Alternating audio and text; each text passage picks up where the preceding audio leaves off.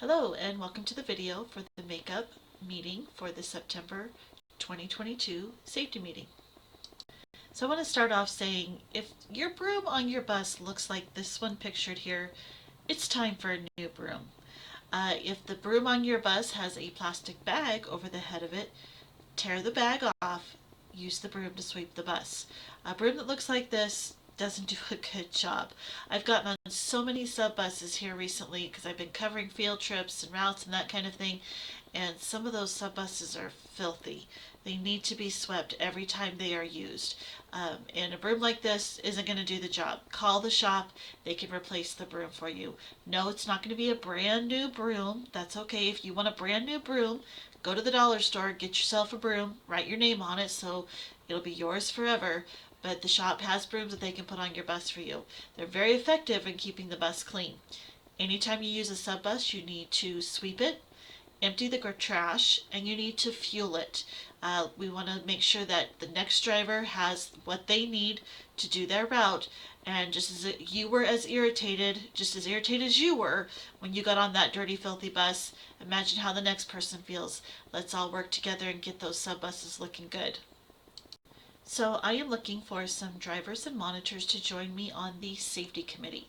What is safety committee? Well, it's a group of employees. Again, it could be drivers, could be monitor, could be dispatch staff. That we are safety minded. We are committed to improving and enhancing the safety culture here at Cascade Student Transportation. We meet once a month. Typically over in the BTW area for about an hour. It is a paid meeting. We discuss the safety issues that we are facing and we bring solutions to the table. So I am looking for those of you who are solution minded. We know there's problems. We all know there's problems. There's always problems. What are we going to do about it? This is not a sit around and gossip about other drivers. This is not a kvetch fest. This is a chance to enhance safety amongst all of our drivers. I also want ideas on fun things that we can do to enhance safety, some initiatives, incentives, and those kinds of things. You don't have to have a perfect safety record. This is not a training position. So if you have an accident on your record, that's okay. But my expectation is that once you're on safety committee, you are committed to all the principles of safety and following them. And if you're not following them, you're doing unsafe things, you can be removed from safety committee. But right now, just because you don't have a perfect record doesn't exclude you. So if you are interested in serving on my safety committee, just drop me a little note in my box. You can send me a text, an email, whatever, and I'd love to have a good group of people on our safety committee. So something that I'm doing this year that's a little different in past years, it used to be that I would only bring this information here to our safety committee members, but this year I'm bringing it to all of our drivers and monitors because we all need to be aware of some of the safety issues that we are facing, some of the accidents and injuries that we're facing here at CST, to see what the trends are and what can we do to prevent these. So this is not meant to embarrass any driver. I will not be calling the driver out by name. I'm leaving out a lot of specific details, but this is just to make you aware. And if you need to be aware of your driving habits too, because you don't want to end up on this list. So I'm going to go through these. First of all, our accidents. There's about 8 accidents listed here. At the making of this video, we're about 30 days into school. 8 accidents, 30 days, we're looking at about 1 accident every 4 days. That's 1 accident a week. That's a lot. That's a lot of accidents. Now, thankfully, our accidents are not large accidents, totaling vehicles, injuring, passengers, bystanders, whatever. But there are a lot of little things, little just inattentive things, getting in a hurry, just small things, but small things add up to big things, and small things have a cost attributed to them as well. So all of these right here are accidents and injuries since the first day of school. So we had a driver on the first day of school that was backing in a very unfamiliar location, rubbed a metal pole. This was actually a very ugly stop. We were trying to see about getting it changed because it just was not a good place for a backing location. And there's always that risk of an accident. We had a driver that was leaving a school. His tail swing caught a directional sign. We had a driver that had a incident with their not stop arm, the crossing gate on the front of the bus. Um, you make your stop, that crossing gate is out. When you shut the door, it takes a few seconds for that crossing gate to return to the retracted position. The driver got impatient, didn't wait for it to retract, and started to go before the stop arm was fully back in its position. I'm sorry, the crossing gate was fully back against the bumper, hit the tire of the car in front of him, and it bent the crossing gate into an arc. The time that it takes for that crossing gate to fully retract is a good time for you to clear those mirrors. Take those extra couple seconds and clear those mirrors. Those few seconds are not going to make anybody late, I promise. We also had an improper turnaround on a private driveway in a home. The driver had missed a stop, and so they entered the driveway thinking they could just get turned around and head back to the student stop. It was a through street. They could have gone back out to the major roadway, circled back around, made the stop, but instead chose to go on this driveway. And it did leave some ruts in the grass, broke some sprinklers. That is an accident. Had a driver hit a mailbox going through a cul-de-sac, and this is significant because it involved driver distraction. Now the cul-de-sac had a tree in the middle of it, so there was no way you could do a 3-point turnaround in this cul-de-sac. No choice but to go around the perimeter. But the driver was on his cell phone. As soon as the last student got off, the driver pulled the cell phone out of their pocket. They had a Bluetooth speaker hanging from the student mirror, and he started to scroll the cell phone, turning on music, driving through the neighborhood. Was still scrolling when he entered the cul-de-sac. As he went into the cul-de-sac, realized he was going to have to back because there wasn't enough room to get all the way around the circle without it. Hit a mailbox. Didn't realize it because there was music playing. He couldn't hear it. One of the neighbors was outside doing yard work, saw it happen, pulled their phone out, got a picture of the bus as it exited the cul-de-sac. The driver was on his phone the whole time. In fact, had to switch hands with his phone when he had to switch gears. So needless to say, that driver is no longer in our employ. That is a violation of our zero tolerance policy. It's a violation of state and federal law as well. When we say we have a zero tolerance for cell phone usage behind the wheel, that is what that means. Okay? I'm not talking about when the bus is off, you're parked at a school, you're out of your seat. You never use your cell phone in the driver's seat, even when the bus is off. You get out of that seat, and you absolutely never use that cell phone while students are on the bus, even if you're parked and the bus is turned off. Monitors, you never use that cell phone when you have students on the bus. If the driver cannot be on their cell phone, you cannot be on your cell phone. Okay? You signed the cell phone policy when you got hired on. And so don't do something stupid and get terminated. So other accidents that we had, a trainee turned too tight, leaving the yard at the west gate, hit the barrel that was there at the gate and did end up rubbing the gate. Now that west gate is very wide, and now that you can no longer make a left turn onto Franklin off of that road, there's only one bus at a time through that gate. We don't have two buses going down the road at the same time. Use the room, use that gate. In fact, the shop put up 2 yellow cones down by that gate, and somebody has already flattened one of them. To me, it looks like it was a deliberate act of targeting that cone and running over it. Why would you do that? Okay, number one, it's rude. It's destruction of property. It's an accident.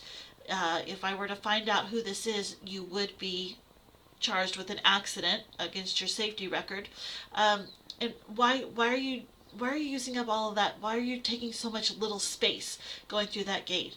Use all of that space. Give yourself time to make that turn correctly.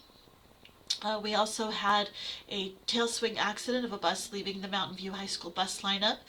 The driver got impatient, tried to pull out before all the other buses and get around them, and hit a concrete pole with the tail swing, pulling out of the bus lineup. We had another driver that was unfamiliar with the bus loop at Meridian Tech, the weird one, over off Lanark. Entered it the wrong way. Unfortunately, the principal had chosen to park his truck illegally, and the bus driver, like I said, was unaware of how the bus loop worked there, thought that's where he should go. Pickup truck was there, and now the principal's pretty red pickup has a dent in it.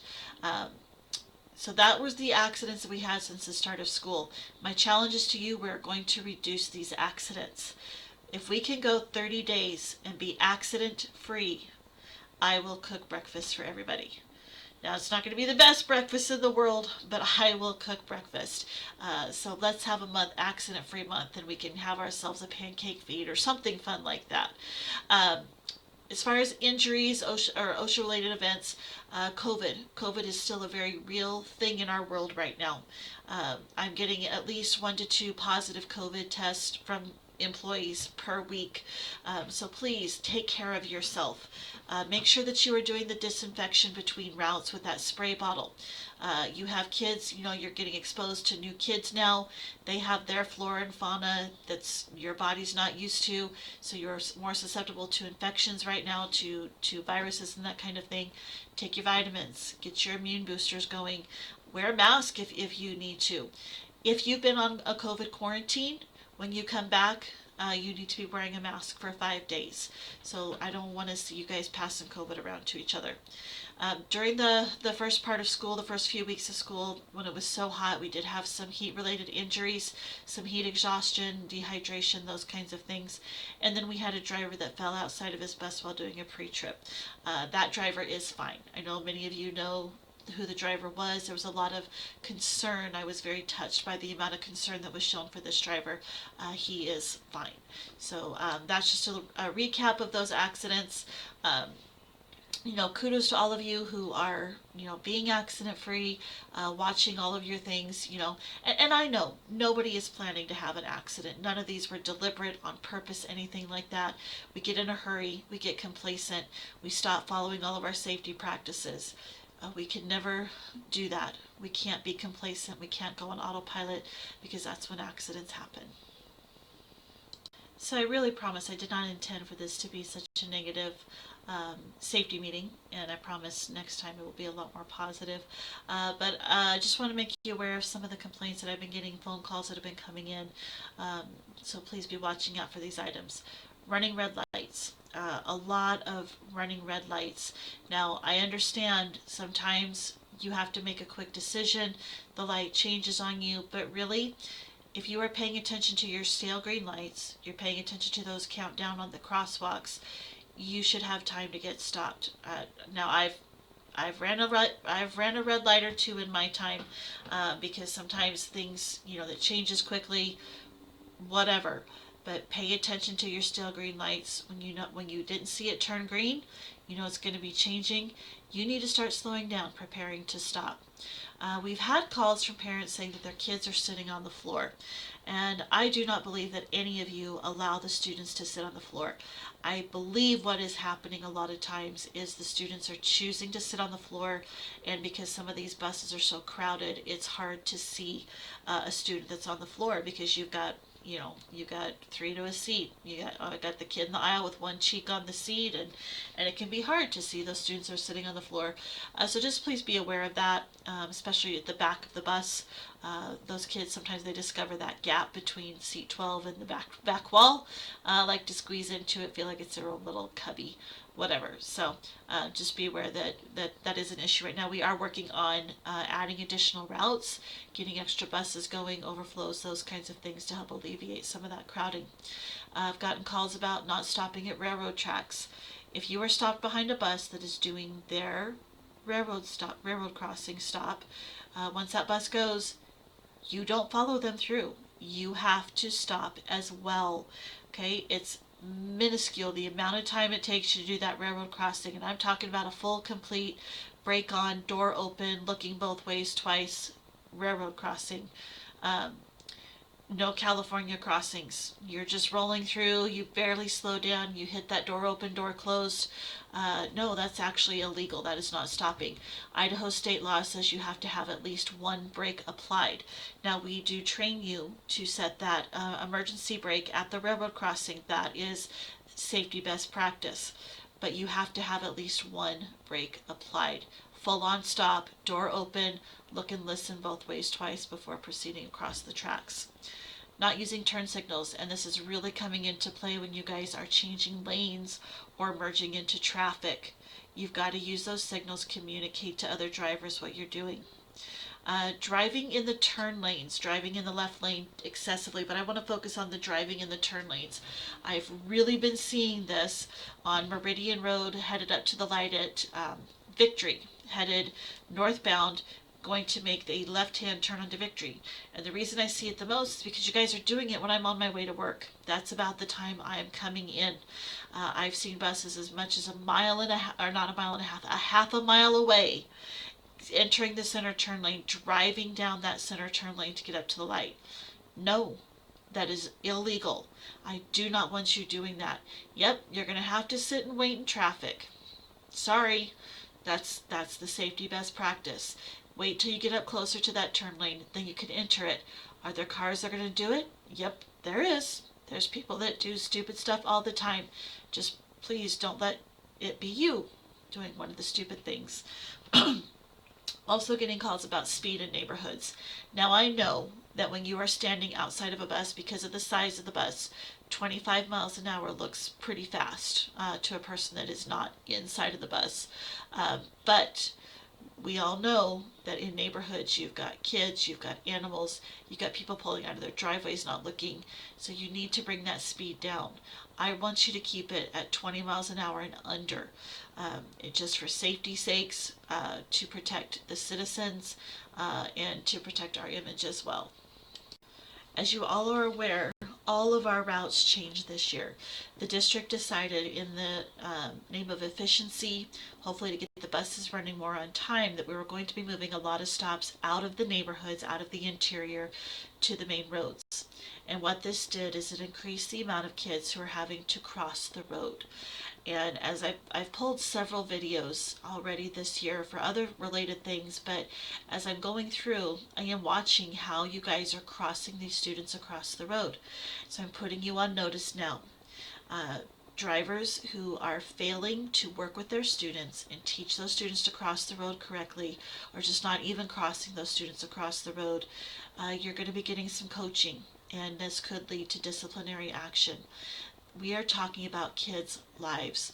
We all know how bad the traffic has gotten and how many cars run stop arms. You have to train those kids the proper way to cross the road. Idaho law requires that we do the double cross procedure, and we teach you this in training. Now, for some of you who haven't been in training for a long time, this is going to be different. That's okay. You can learn it. It's not hard, I promise. So when those kids get off the bus, they're going to wait at the side of the road. You're going to tell them, you wait there, you wait for my signal. When the cars are all stopped and you're looking and it's clear, you're going to cross those students up to the front edge of that bus, stop them, look again, and when it's clear, still clear, you don't have anybody coming from behind or running your stop arm coming at you, then you continue crossing those students across the road. The biggest offenders I see of this are middle schooler and high school students. And a lot of times drivers are just like, well, they don't listen to me anyway, so I'm not even going to worry about it. And I see those kids getting off and just walking straight across the road on McMillan, Ustick, Linder in areas. This is not acceptable. It is your job as the adult on the bus, the professional, the driver, to train these kids how to do it. Train them, nag them, remind them over and over. Maybe they'll just start doing it just so you'll shut up and quit talking to them. And if you have students that are refusing to do it, write an infraction report, get it to the student management coordinators so we can call the parents and get them involved as well. We're talking about our kids' lives here. We don't want to have any child that's hit while they are crossing the road. So please start working with your students. I'm going to be watching. And if you are not following that, now if I see that you are working with those students and they are not adhering to that, but you're working with them, you're trying to get them to do that, I'm going to understand, especially some of the ELL students who may not understand English very well. Use your hand signals, simple words, stop. If they run out in front of the bus, beep, beep, beep, beep, get their attention and get them to stop at a safe place or get them back. It was brought up in one of the meetings this week that after the students get off, the driver, gets all the other students across, shuts the door, stop arm goes in, he starts to pull away, and the student goes and crosses behind the bus. So the next day, you talk to that student. You tell them, listen, you don't do that. You go to the front of the bus because I'm controlling traffic. I can see when it's safe. You wait for my signal and then you cross. Kids don't think about that. They're carefree. They got a tiger by the tail. We're the adults. We understand the risks and we're going to protect our students. So this picture, I'm going to address a student management policy. I've used it in the past. We are no longer using this technique on buses, and that is having a boys' side and a girls' side. I really don't want to hear your opinions on it. I have my opinions. You guys have yours. But there have been complaints from students and parents that they feel that this can be discriminatory towards some of our students. So we will no longer use boys' side, girls' side on buses. That's the end of that. Student management is a key part of safety, or I should say safety is a key part of student management. They go hand in hand. Look at all these pictures here, and there's something in common in all of these pictures. Yes, it's all very cute students, but nobody is sitting down. There's no butts in seats. In fact, you got one kid there hanging over a seat with his feet in the air. Um, this is very dangerous, and we had a call earlier this year about a student injury that involved a situation similar to this. So mom calls in on a Monday and she says, on Friday, my child was on the bus. The bus driver turned the corner way too fast, threw my child to the ground, and bruised her shoulder. And she kept insisting that her child was sitting in the seat correctly. The bus driver was taking the corners way too fast, driving dangerously. So I pulled the video, and this is what I saw.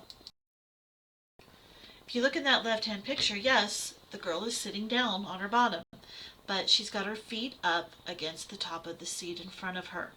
The driver did not turn too fast. The driver made a normal turn at slow speed, but going through the turn, there was a dip and it caused the bus to rock. When the bus rocked, because this girl had her feet up in the air, her center of gravity is now changed. She's unable to balance herself going through that dip. She was thrown to the floor, and she bruised her shoulder quite. The picture here is after a couple of days of healing.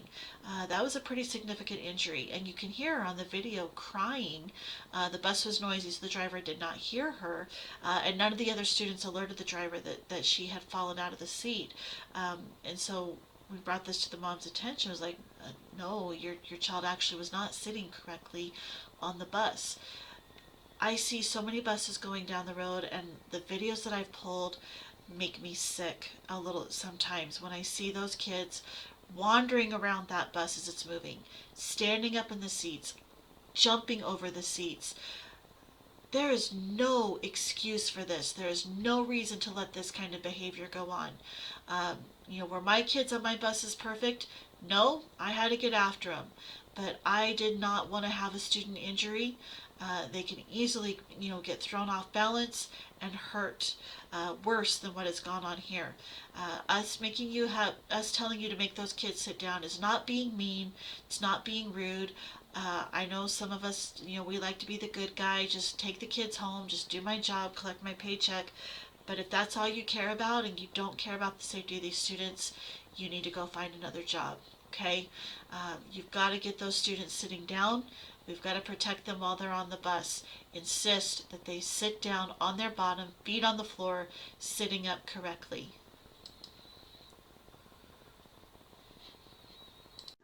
So this month, our safety focus is on the Daily Vehicle Inspection Report, the DVIR process. So after today's training, you will know what a DVIR book is. You'll be able to identify safety-related and non-safety-related defects, and we will also talk about the process for reporting all of these defects. So we're all familiar with this book that's in our bus. On the front it says Driver Vehicle Inspection Report, but a better name is the Daily Vehicle Inspection Report, DVIR, because we do our pre-trips daily before every route. So the DVIR is not solely the responsible of the driver. As you can see from this picture here, it is a shared responsibility. Now, the driver, you are the one doing the pre-trip and you are the one filling this out. So a lot of this will fall onto you, but there's also a responsibility with our mechanics because if you turn in a defect, a work order, it is their job to make sure it's completed and the correct documentation has been put into place so that you know that the defect's been corrected and the bus is safe and legal to be out on the road again. This responsibility is also shared by me, the safety department. I have to maintain these records. I have to audit these records, make sure they're being filled out correctly. And then there's also the responsibility of management because safety is everybody's job. And if there was an accident related to defect on the bus, mechanical defect, we have to answer for that. We have to answer for the way you were trained. Did we provide you with the correct training? Did we provide you with the correct tools necessary to complete this process the right way? So the DVIR book, this handy dandy book right here, it lists out all of the major mechanical electrical components that you are required to check. We have a lot of different things listed on here. Belts, hoses, fluids, driver's seat, your heating, lights, windshield wipers, your emergency equipment, fuel cap, batteries, lug nuts. You'll do a brake check documented on this form as well. This is a legal form. This shows that you have checked that bus and made sure it is safe to go on the road. And there's federal and state guidelines attached to this. If you are not doing this correctly or pencil whipping it, you are in violation of state and federal guidelines as well as company policy. So as we all know, you do a pre-trip inspection before every time the bus leaves the yard. One in the morning, one in the afternoon, one in the PM. And this gets documented on the DVIR. Now, for every item that you check, you will put a slash mark crossways across the box. If you don't check the item, it gets an NA. And we're talking about an NA in each little individual box. Now, I understand, for especially the van drivers, that's a lot of NAs. Don't care. We don't want to leave any blank boxes, so like if you don't check your passenger check system in the afternoon, don't leave that blank. It needs to have an NA to indicate that you did not check that system. And if there's an issue with whatever it is, maybe a tear in a seat, internal mic's not working, something that the shop has told you, the bus can still go out, you put a circle in the box, and then down below in the notes, you will document what the issue is. So certain items on your pre-trip are not considered safety-related defects. Yes, the defect on the bus, things like the peeling black letters on the side of the bus, a torn seat cover, chipped paint. They don't affect the safety of the bus. The bus can still operate with these items on there. Now, if you're not sure if it's a safety-related item or not, shop can help make that determination. In fact, that determination should always be made by shop. So it is possible that you've written something up. Shop has said, go ahead and drive the bus. They'll get it, put it on their list to be fixed. They have to order a part, whatever it is, but it doesn't necessarily put the bus out of service. So when a safety-related defect has been found, something like issue with the brakes, the lighting systems, whatever it is, that is reported to shop immediately. Those are the things that you call in before route. Hey, I've got a lamp out. My brakes aren't building pressure. Again, if you're not sure, call shop. Let them know what's going on. You've got the yellow triangle, and they will determine if that bus is out of service. If the bus has been put out of service, you are not to drive that vehicle at all. Once shop says it's out of service, it is out of service. You cannot take that bus out on the road. We cannot put children on the bus. Now, anytime you write up any item, whether it's a safety-related or non-safety-related defect, once shop has performed the repair, they sign off on the yellow copy of the DVIR.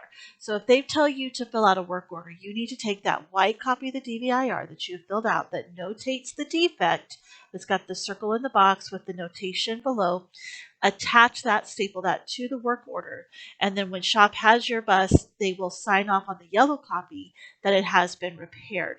So, you need to check back through those and make sure that shop has signed off on that, because that's how you know that bus is now ready to be back out on the road. So if you're out on the road doing a route, a trip, whatever, and you feel like you have a safety-related defect occurring, you're going to pull over to a safe location. You're going to radio shop and let them know what's going on, and they will make the determination if the bus needs to be out of service. Now, for those of you who are trip drivers, If you are out, like say you're out of the area, maybe you're in McCall, uh, Horseshoe Bend, something like that, and you start to have a safety related defect, then you would call either me or Rebecca, or if you have the shop number, you would call the mechanic on call to get a determination if that bus is safe to operate or not. Anytime you report a safety related defect, it is your responsibility to follow up to make sure that it does get taken care of. So you might need to follow up with shop. So it's not your job to fix it, but you do need to follow through, make sure that it is repaired, which our shop is excellent. They do a very good job of that, but you need to make sure all the documentation is done correctly as well.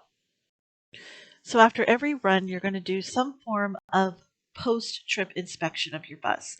It's not as extensive as your pre-trip inspection, but you are checking to see if there was any damages or anything that happened during your trip that needs to be addressed. Now, you're going to walk the inside of the bus because we're doing our child check.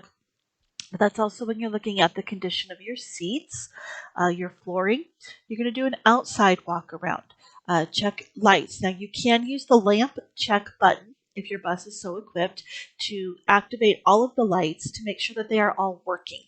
I don't want you using the lamp check button during your pre-trip because part of the pre-trip is also making sure that the switch is working, not just the lamp itself. But in that post-trip, hit that lamp check button, do an outside walk around of that bus. And if you notice any defects or anything that's come up during your route, do a work order, get that reported to shop. So if you don't know what a DVIR book looks like, it's this little half booklet. There should always be 2 of these on every bus at all times. So you have the booklet that you're working in now that will have white and yellow copies. So you've got your clean white copies. You will have your yellow copies that are the one that's already been all filled out. That's the book you're working on now. You will also have the book that you just finished. So after you've gotten all of the white copies filled out, it's nothing but yellow copies. They've all been filled out. That book's going to stay in the bus as well. And the reason for that is if there is some issues that have come up, the shop goes back and looks back through the pre-trip inspection to see when was this notated. Has this been an ongoing issue for a couple months? Has it been notated at all? They can tell that it's been something that's been broken for a long time. Has this been notated on the DVIR? So once you complete this book, the white copy, all of the white copies, you tear out your last one, you turn it in, then the filled out book will now stay on the bus. The oldest filled out book will be brought into the location here in the shop or in our office. And over between the big file cabinet that's under the TV and the desk where we turn in the monthly mileage logs, there's a box on the floor, and that's where you'll put that yellow book. I do retain those copies for up to 6 months. The white copies I retain for up to 3 months. But there should always be there will always be 2 of these books on the bus, and these books belong to the bus. So you're not going to take that book from bus to bus. If you get a sub bus that day, that bus will have its own DVIR books. It doesn't come inside and go into your mailbox or home with you. Those books belong to that bus. So something that I am doing this year, actually one of my trainers is doing at my directions, is auditing the DVIRs that get turned in every day. Some of you may have already gotten something like this in your box. It's a copy of the pre-trip form with some notes underneath if something was done incorrectly, documented incorrectly, whatever. This one right here, I will move this so you can't see who the driver is. The issue with this one is the driver was not putting NAs. So let me go over here. So right here, they're not putting NAs. They just put a line through the box. That is a problem because if it's not checked, each little box gets its own NA. And if we see these incorrect DVIRs coming in, you're going to get a note in your box. Now, I don't want you to correct this paper copy that you get in your box. What you're going to do is from that day going forward, you're going to do them correctly. This is just a way to say, hey, you've been filling these out incorrectly. Here's the correct way to do it. And if you're ever unsure how to do it, all of you at the beginning of the school year were given the driver reference guide. and in there is a sample DVIR. There's a poster up by the BTW area in the big room as well. Also has a great big blown up sample DVIR. Shows you what exactly gets NA, the things that need to be documented. There are certain things that always have to be filled out. Your brake pressures, your low air pressure warning, fuel level, state inspection certificate date. You can't just leave those blank because you don't know what they are or you just don't want to write them down. Now, you should never pencil whip your DVIR. By pencil whip, that means I go out in the morning and I'm doing an inspection on a bus and I pick up the DVIR book and it's been filled out for the entire day, but it's only 10 o'clock in the morning. Why would there be 3 pre-trips already marked off after 10 o'clock in the morning? Someone's going through and just slashing things off, not checking them. That's lazy and it's unacceptable behavior. Also, you need to pay attention to what you're doing because there's things that are checked off like handheld stop sign. We don't have handheld stop signs. That's in California. I'll see non-special needs buses that do not have a wheelchair lift, yet they're pencil whipping it and they inspected a wheelchair lift that's not even there. So you're opening yourself up for doubt and question as to the validity of your pre-trips. Never do that. Now, there are certain things that you can pre-fill out each day because certain things are always going to be NA. Again, if you don't have a wheelchair lift, that's always going to be an NA. And so I would, at the end of my route, I would do whatever I could to fill out that pre-trip form for the next day. The things that always will be an NA, the low vacuum warning. There's 2 on the brake check, or I'm sorry, 3 now with the brake pedal adjustment. Those were NAs. The wheelchair lift, the handheld stop sign, always going to be an NA. So you could pre-fill those out ahead of time, but I never signed it and I never pencil whipped that DVIR, basically saying that I've done a pre-trip inspection when I have not.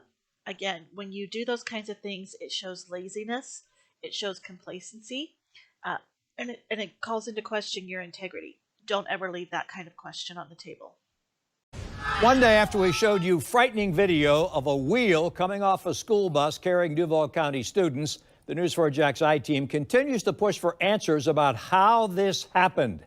More importantly, how to keep it from happening again. Parents and students tell us they want more attention paid to this transportation danger. The bus contractor for the school district acknowledges this was the second wheel to come off a bus with the same driver on the same route. I-Team investigator Vic Michelucci spoke with a seasoned commercial driving instructor who says he believes it was human error.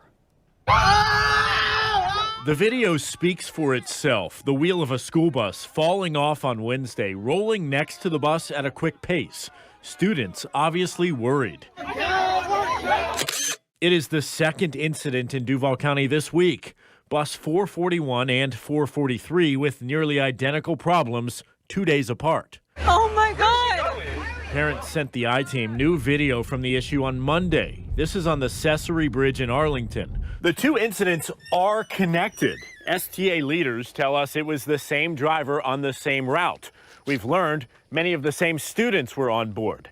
However, the company swapped out buses after the Monday incident. Look at all those kids on there. Each one of those kids is at risk right now. We showed the video to Joe Lackey. He's the dean of FSCJ's Cecil campus and continues to run the college's commercial driving program. He says drivers must do a pre-trip and post-trip inspection. It's the law. But the ultimate responsibility lies on the person who's driving that bus. That's where it begins and ends. That includes checking over the entire bus. I'm going to put my hand on every one of these lug nuts and verify that they're all tight. If I see any deviation from the norm, that bus doesn't move. Say one of these wheels is off. Is the whole bus compromised? Yeah, absolutely. Sure.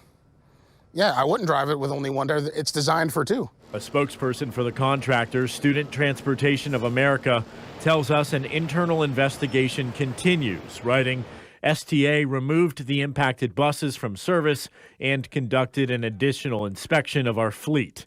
Adding, to make sure we check every box from both process and equipment perspective, the company proactively purchased new torque wrenches for each Jacksonville location.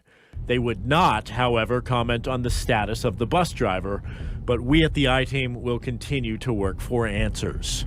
I'm Vic Michelucci, Channel 4, the local station. So let's talk about the video that you just watched. Did you catch the name of the company that this happened to? STA, that's our parent company. This happened in Jacksonville, Florida.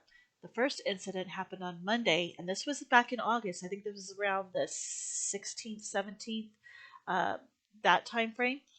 So the first incident happened on Monday. The second incident happened on Wednesday. Same driver, different bus, same route, same kids. Pretty scary. And so it calls into question the mechanics that were working on the bus. Why did this happen on two buses out of the same yard? And why did this happen twice to the same driver? Were they doing a thorough pre-trip inspection? They also said the company, as a proactive movement, gave new torque wrenches to all the mechanics at the location. They actually gave new torque wrenches to all the mechanics company-wide. And that's a lot of the reason why the focus for this month is the DVIR process. Are the pre-trips being done correctly? Are they being documented correctly? We never want to have a mechanical related issue cause an accident because there is legal liability if that does happen. So next we're going to watch a video just kind of highlights all of the things that we've went through. So hopefully you learned a little bit about the DVIR process and everything else that we talked about today. So there is a link below with you click on that and that will give you a quiz. In order to get credit for attending this safety meeting and to get paid the hour time, you need to return the quiz. You can either print it off and bring it in to me. I do have some printed copies in my office if you don't have the ability to print off, or you can just get it returned to me and I will get you credited for attending the meeting. Thank you so much, everybody, and we will see you next month.